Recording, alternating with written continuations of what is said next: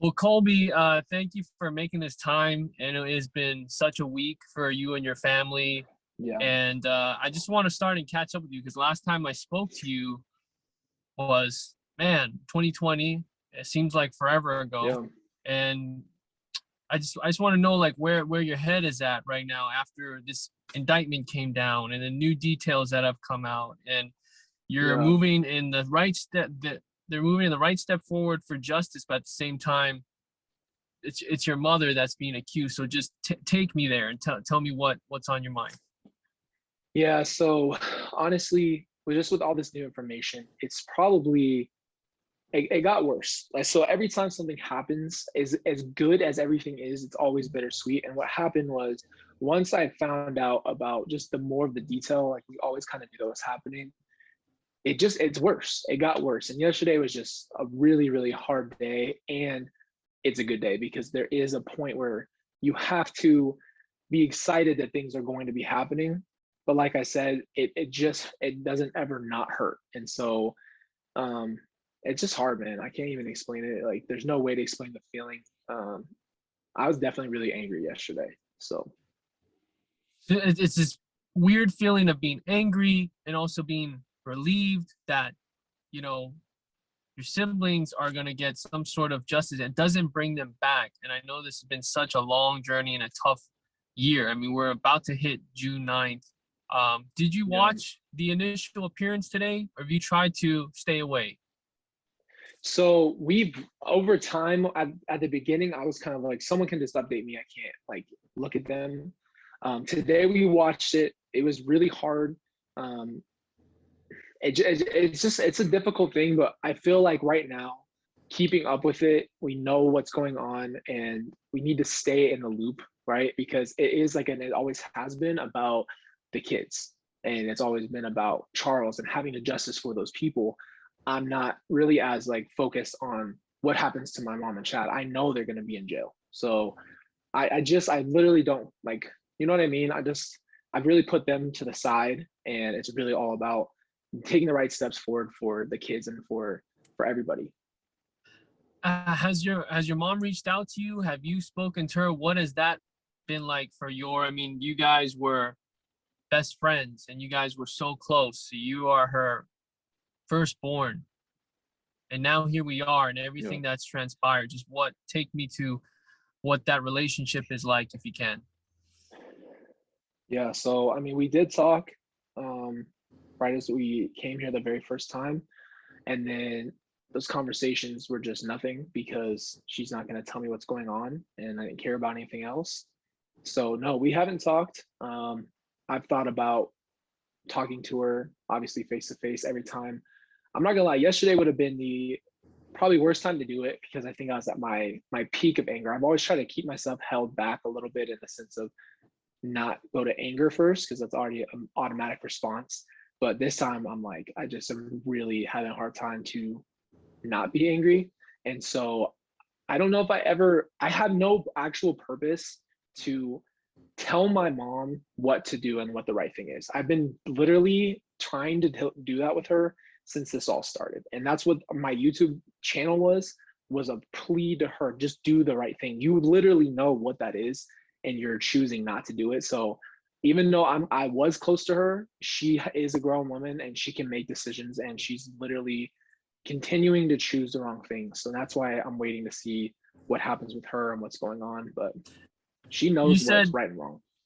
you said you didn't recognize her, basically, like the person that she had become. And Mm-hmm. like you spoke to her when you first came to Rexburg. She was extradited here and she never gave Mm-hmm. you answers. And we waited until June 9th to find out. And that had Mm-hmm. to be extremely heartbreaking because she couldn't, like you said, do the right thing and say something. Right. Right. Um, so right now you feel like you have no reason to speak to her. Is that true? Because she's just not in the right No, mind? she's not there. Like I tried. That's the thing that people don't understand. Like I tried, and it wasn't for anybody but for Tylee and JJ in that time trying to figure out what was going on with him. And I tried to just say, you're in jail. You know what the consequences of even just abandoning them if they are hiding or this and that. We need to figure out what's going on. I want to see my family. This isn't about you or whatever you believe. And her response was always it's fine. Everything's going to be okay. We're going to figure this out. This isn't a big deal. It was always that. It was always, this isn't a big deal, blah, blah, blah. So the long story short is, after that much time put in, and then I called her after everything happened and we found out. I called her even after and tried to confront her. And she's still not going to sit there and even go with me and say, yes, this happened. It's just fantasy. You don't know what happened. You'll never understand. It's never just, I did this and this is my fault. And no, it's everything else. It's everybody else. So, I mean, as a person, what am I supposed to do? I can't change her mind. I can't make her make the right decisions. So my focus has gone off of making her say or do the right thing, and just been like, okay, you know what? We're going to focus on Tylee, JJ, Charles, and that's our family. And we need to focus on what's going to be coming up for them next. We know this court thing's going to happen, but I can't do anything for her. I tried my best. And so she wouldn't get into specifics when the kids were found. Mm-hmm. She just said everything. She just said you don't understand and didn't have any accountability. No accountability. You don't know what happened. She said you weren't there for them, to me. I mean, it was a really hard conversation. It caused a lot of more anger on my part. And like I said, I've tried to keep myself composed in a lot of these situations. I tried really hard to be the bigger person and try to speak to her and not jump in and say, what the heck are you doing? Go off on her, say all these things. I've always been like, okay, let's just try to level out and say, like, you know, what is really happening? You know, not trying to take the approach of my anger and taking that and letting that be the forefront, because I know people don't respond to that. So I tried a lot, and it doesn't matter to her. So apparently like what I thought in the beginning, if I would have seen her thinking, oh, well, if I can talk to her in person or I can do this, she would say something or she would whatever, but she doesn't care what I have to say. It's not about, it doesn't, no matter what I say, it doesn't change her mind. So from what you gathered, do you feel like she was tired of being a mother and just wanted a new purpose in life, even though, you know, what we've seen in court documents makes no sense at all? I mean, what did you gather from that last conversation? I'm assuming last June.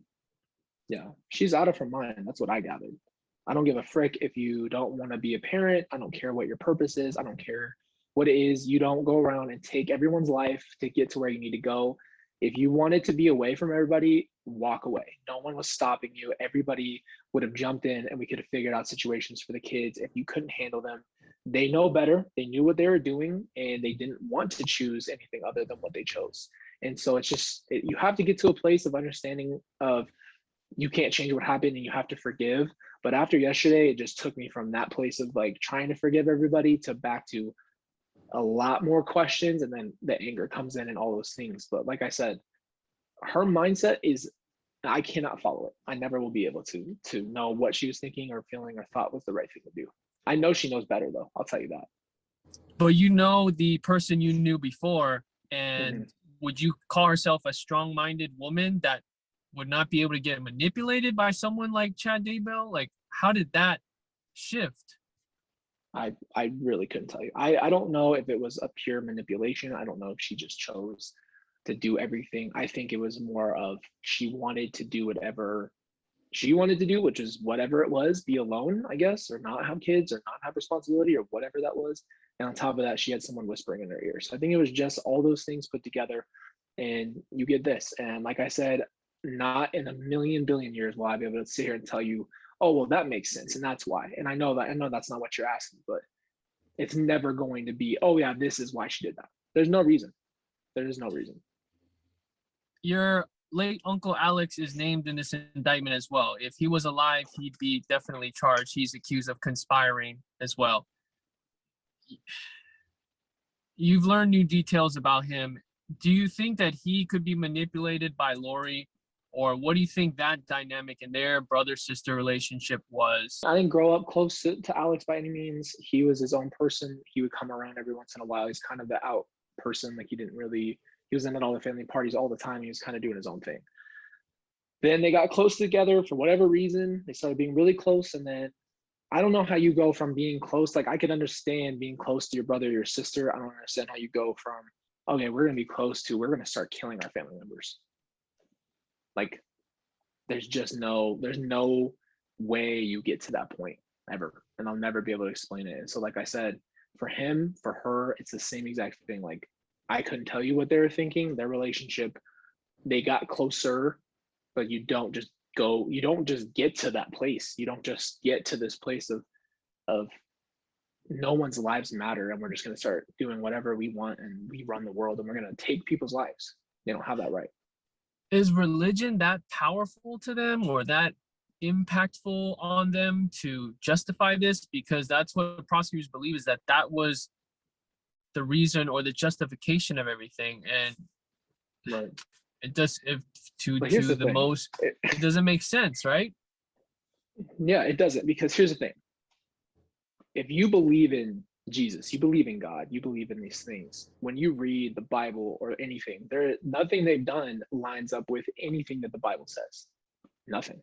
There's no example or where you could draw a parallel or say, well, this person did this in the Bible, so we could do this. There's no justification. So, like I said, their thing is completely their own, and I don't know how you can take something that you hear and just jump in so deeply without having your own thoughts and process. Because anybody who would ever want to be a Christian, let's just say Christian, if you want to be a Christian, and I'm telling you all these things about being a Christian, and I'm telling you about Jesus and all these amazing things, and you hear them and you like what you're hearing, but at the same time, you still need to go and say and pray about it. You still need to read the Bible and read the scriptures, and you need to be in that place for you to understand and have your own connection with God and have that relationship, not because of me. And so that's my point. I don't understand how you can go from and even say the name Jesus and do all the things completely opposite of him. So I don't know how they got to that point. Like I said,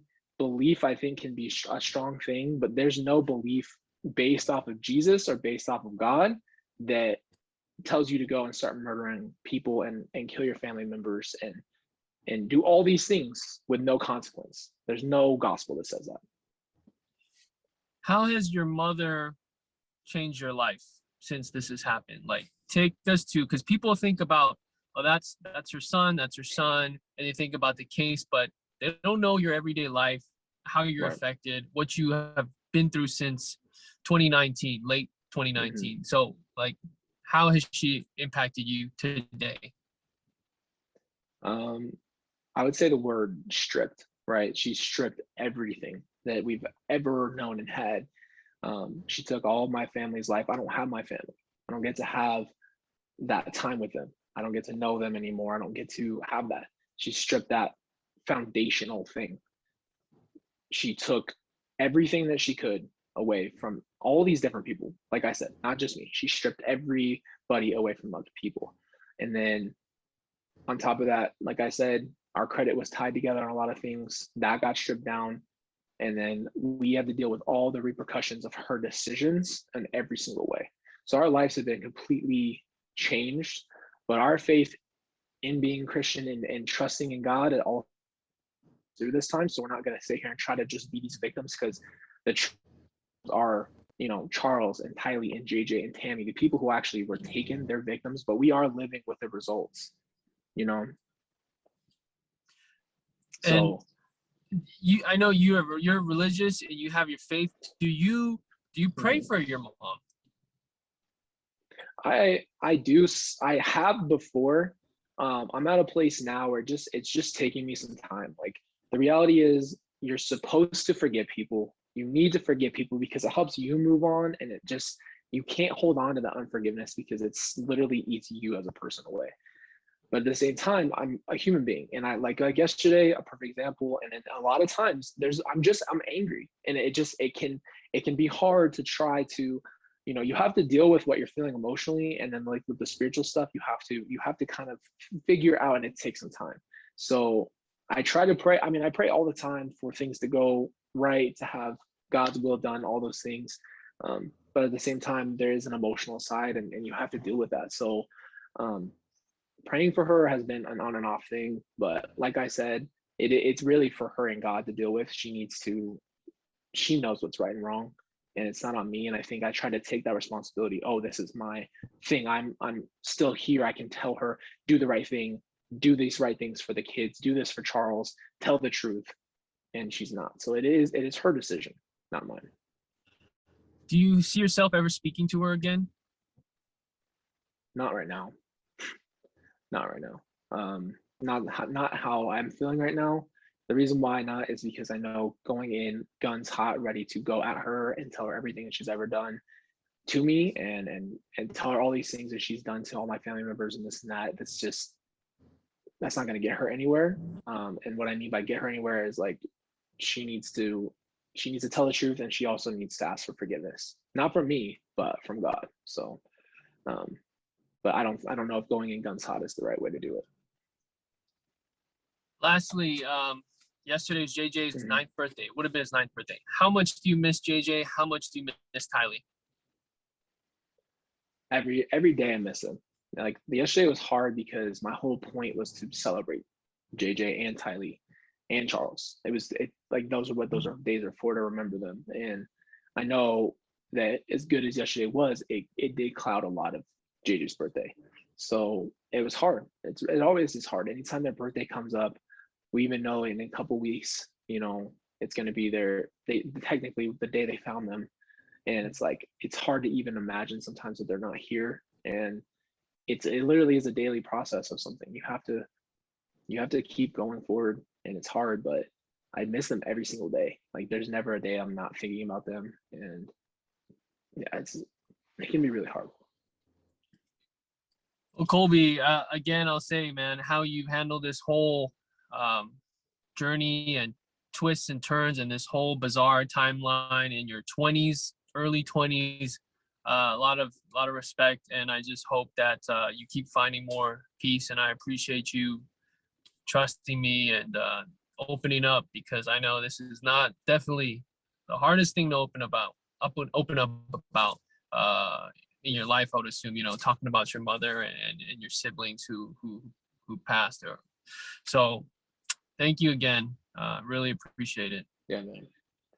Yeah, man. Well, I appreciate you. And, like I said, this whole thing is really about them. So that's why we talk about it, because it's not just about me, it's about them too. And they're the ones that are the victims. So I appreciate you giving me a platform to talk about it, and your honesty and your kindness. So I appreciate you too, man.